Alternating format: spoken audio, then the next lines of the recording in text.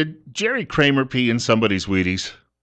I think most of you know who I'm talking about. He might be the most famous, maybe the greatest athlete ever out of Idaho. Back when Idaho State had a really good football program, he was one of the mainstays there in the 1950s, and then late 50s, got drafted by the Green Bay Packers. He had a coach who was considered the greatest coach in North American sports, history of North American sports, by the name of Vince Lombardi. And after the Packers had won 5 NFL titles in 7 years, Coach Lombardi said, Packers, by the way, the only franchise in pro football history to win 3 successive championships, and they've done that twice.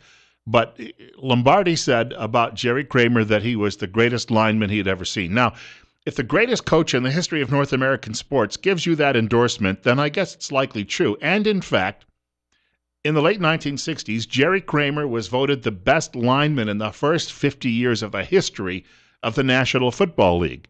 He's been retired for 40-some years now.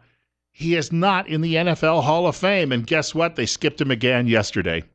His daughter, Alicia, who has waged a public campaign according to ESPN in support of her father, broke the news. On Wednesday, she sent out a tweet that said, Dad didn't make it, with a frowning face below that. And you just ask, some people say, well, sports isn't a big deal, Bill. We have so many other issues. But if you make your living playing sports, and you're the best ever, then you really should be acknowledged as the best ever. And what they did this year, the Old Timers Committee decided to put in 2 dead guys, Ken Stabler, who died a few months ago, and well, there was and another guy who died this year too as well, who played. He was a 5-time All-Pro, just like Jerry Kramer was, but he played in the 50s instead of the 60s. So apparently, Jerry Kramer has to die before he gets any recognition, the way this system actually works. I was a little boy when I started reading his books. He wrote several books. I didn't just read them once. I read them multiple times. They were that good, and they described his experience growing up in Idaho, and then he described his experience playing for Lombardi. One critic says, if you actually bring Kramer into the Hall of Fame, you'll have so many of Lombardi's former players, then you can say, well, Lombardi couldn't be a great coach because it was really just he had all of these Hall of Famers. But here's the thing. Before Vince Lombardi got there, the Green Bay Packers were an awful football team. They were the worst in the league. And within a year, he turned them into winners. So with the very same players who'd been the worst, he made them the best. And there's already like 11 of those players who are in the National Football League. Well, it's called Pro Football Hall of Fame. So the fact of the matter is he just made these people realize their potential. So how do you continually snub the guy who is I remember reading, in the early 60s, it was Jim Ringo at center. He was later traded, replaced by a guy by the name of Curry, who was traded again and then replaced by Ken Bowman. But you had Fuzzy Thurston and Jerry Kramer at guard. When Thurston went down with injuries, he was replaced by Gail Gillingham, Skronsky and Craig at tackle, and Max McGee and Boyd Dowler at tight end. That's how well I remember hearing about all of these guys. Several of them are already in the Hall of Fame. But again, the best of the group isn't. I mean, this is an abomination. 947. Bill Colley with you on Top Story on News Radio 1310, KLIX, and newsradio1310.com. 71. We have a caller with us. You're on the air. Yes, I called. My point was before you started making the point about Kramer, and I agree with you wholeheartedly about this. It's baffling that he's not in the Hall of Fame, and it's who can figure this stuff? Yeah. There's politics of it. Talking about Risch, Crapo, Simpson, and I will call their offices in D.C. and I will give them a detailed question. And I said, I want you to give me a good, detailed answer. And when they don't send me one, or they send me a vague thing, I call back and I chew their butt.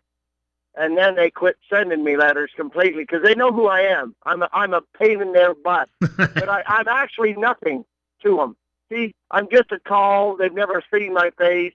Rich and Crapo, I see them whenever you can, because whenever they're here.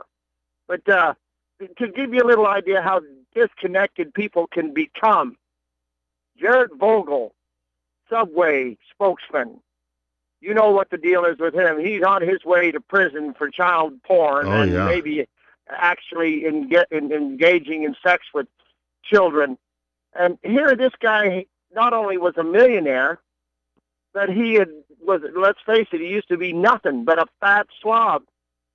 And you say to yourself, how in the hell can you know that you've got it made and you've been blessed and blow it out your butt anyway? And I just say to myself, and the cesspool in Washington, D.C., I know Crapo, when you talk to him, he's the nicest guy in the world. Rich, I think, has great intentions.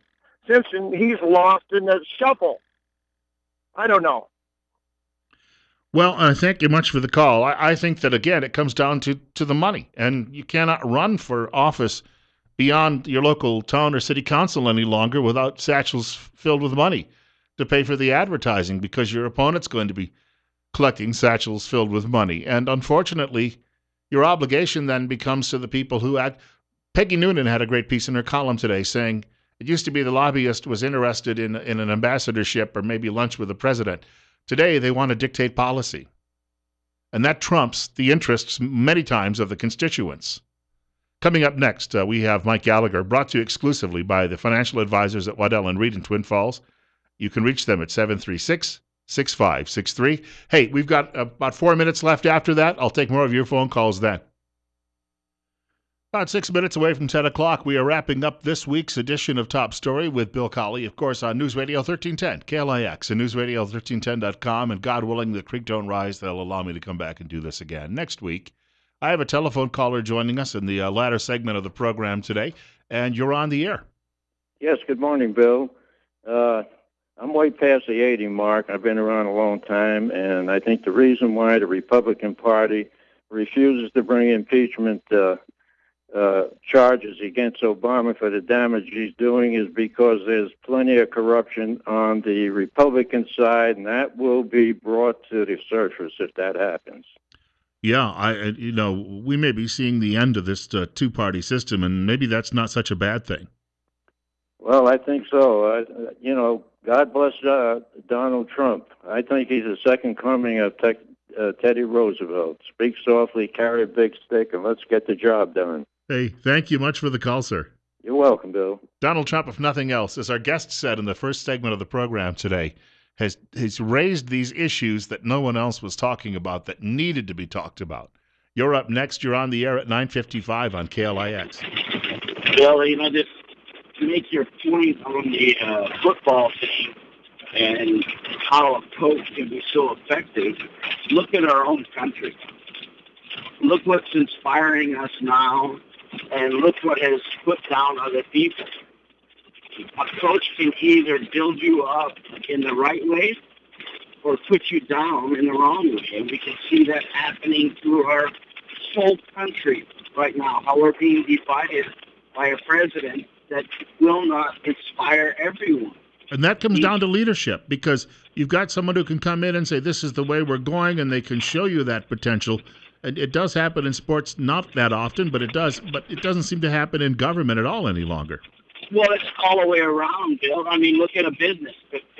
If your boss or leader of that business is an inspirer, he usually does very well. If he's a pessimist and doesn't do anything, he usually fails. It's just the way it works.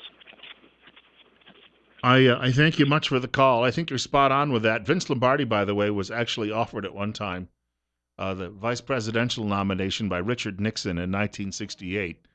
Lombardi said, well, I'm a Democrat. I don't think that will work out. But, of course, Lombardi was a very conservative Democrat.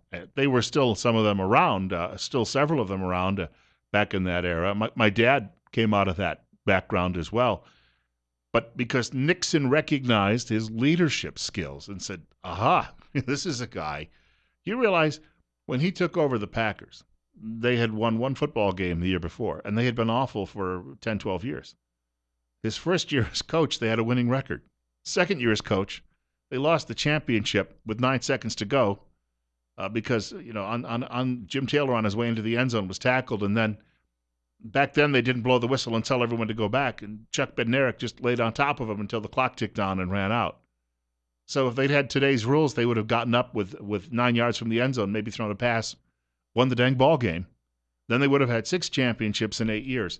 But even though they lost that's the only playoff game they ever lost under Vince Lombardi in those circumstances.